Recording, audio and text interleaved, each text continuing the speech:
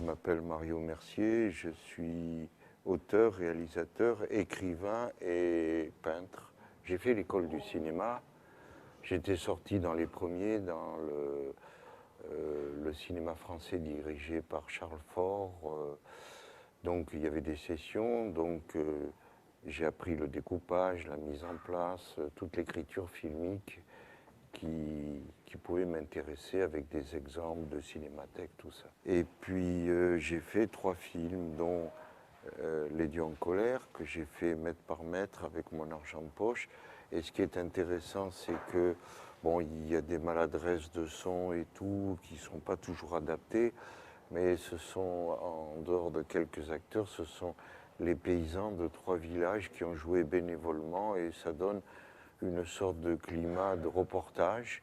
Puis j'ai fait La Papesse, qui a été interdit à l'exploitation, à l'affichage, pour incitation au crime. On a mis 3 semaines à peu près, ou oui, un peu plus de 3 semaines. Et ce que je voulais vous dire, ce qu'on ne savait pas, c'est qu'il y a des gens qui sont à moitié nus, mais qu'est-ce qu'on caillait, hein. On a tourné en plein hiver. Dans l'arrière-pays niçois, il y a eu des tempêtes, du vent très violent, la neige, il a fait froid. Et alors, les figurants sont des gens du lieu que j'ai pris. Alors, ils ont des gueules, ils ramassent. Et on a eu, parce qu'il n'y avait pas d'autre choix, c'était ce moment, et la distribution voulait tout de suite après. On ne pouvait pas retarder au printemps. Donc, on a tourné dans des conditions très difficiles. Je voulais exprimer la France profonde dans du fantastique, dans la France profonde, voilà. J'ai pris des idées un petit peu partout, et puis j'en ai fait mienne, et ce sont des acteurs et des figurants, mais il y avait quelques personnes qui étaient dans la connaissance ou l'ouverture du spirituel. Le producteur de La Papesse m'a laissé totalement libre.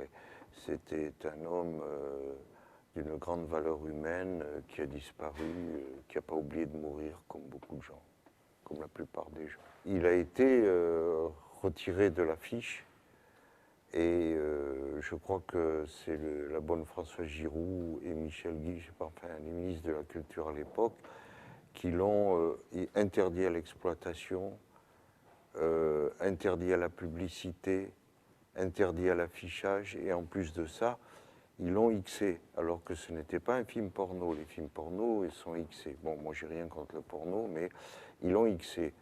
Et comme il était Xé, qu'il n'était pas porno, il ne pouvait pas sortir dans les salles porno, ni dans les autres salles, puisqu'il était Xé comme un film pornographique. Donc, ça nous a flingués. Et au Festival d'Angoulême, il y a plusieurs années, de science-fiction, on projette le film, et puis au milieu de la séance, les gens ils commencent à hurler en disant « c'est dégueulasse, ignoble ». Alors j'ai eu le nez de ne pas présenter le film moi-même. Alors ils ne savaient pas qui j'étais. Alors ils ont commencé à hurler « on va casser la salle », ils étaient nombreux.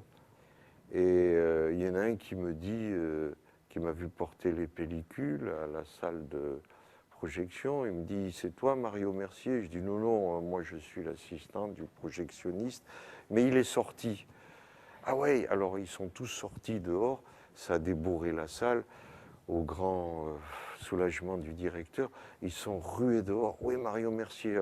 Et moi j'étais avec eux, en faisant croire que moi aussi je courais après. Et puis il y a un type, il était en moto, il a pris peur, il les a vus arriver, ils étaient nombreux. Il a filé, puis ils ont dit c'est lui, il faut le poursuivre et tout. Puis moi j'ai récupéré mes bobines et j'ai filé. Et puis j'ai fait La Goulve. C'est un film qui a très très bien marché, qui a été un peu traficoté par le producteur qui était un homme pas honnête, qui l'a fait derrière mon dos. On m'a dit souvent que dans les dialogues, il y avait de l'audiard au 3e degré, parce qu'il y a une chose dramatique, et puis tout d'un coup, il y a une pirouette. C'est ça qui m'intéresse. Et alors, la pirouette fait que il y a, je sais pas, une liberté dans le sinistre, l'humour noir, quoi. Il y a de l'humour noir. Je ne suis pas un grand adepte de Sade, mais Oui, il y a de ça, il y a de ça, mais il n'y a pas que ça. Ça, c'est un prétexte. Comment je définirais mon cinéma? Euh, je l'avais appelé le witch cinéma, c'est-à-dire le cinéma sorcier, et je voulais faire toute une série de films qui partaient de ce qu'on appelle la ténèbre jusqu'à ce qu'on appelle la lumière, dans lequel je voulais aussi faire tourner des chamans, enfin, des scénarios différents. Mais toujours qui est interpellé par le côté mystérieux, le côté inattendu, avec une écriture filmique différente, puisque je suis artiste peintre, donc le sens du clair-obscur, des plans rapprochés, des gros plans, des plans d'ensemble, etc. Pourquoi j'ai fait ce genre de film aussi? Parce que j'en avais marre de lire dans l'histoire qu'il y avait l'Inquisition, que ça s'était interdit, que ceci, que cela. Alors j'ai dit, bon, ben, on va faire tout ce qu'il ne faut pas faire. Mais en même temps, ça m'intéressait. Malgré tout, que La Goulve, que le producteur un peu tripatouillé, et La Papesse, c'est des films qui... La Goulve a très bien marché dans les circuits UGC, ou je crois, et l'autre démarrait très bien. C'est-à-dire qu'il y avait quand même un public pour ça. À partir du moment où j'étais interdit, ça c'est un côté bien français, aucun producteur ne voulait plus me produire. Ah, vous avez été interdit, ah non, on va réfléchir. Même si je proposais des films de plus ou moins bon ton sur d'autres sujets, non, non, vous êtes Mario Mercier, non, non, excusez-nous. Et ça, c'est terrifiant, ça, c'est pénible, parce que non seulement le système, quoique être reconnu, c'est entrer dans le système, et moi, ça ne me plaît pas trop.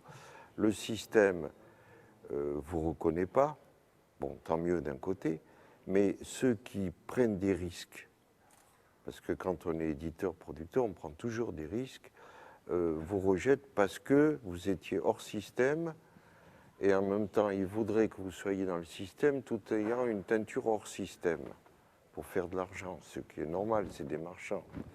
À l'époque, à mon époque, il y avait des cinéastes qui avaient du courage. Des fois, il fallait faire un film porno pour produire un vrai film.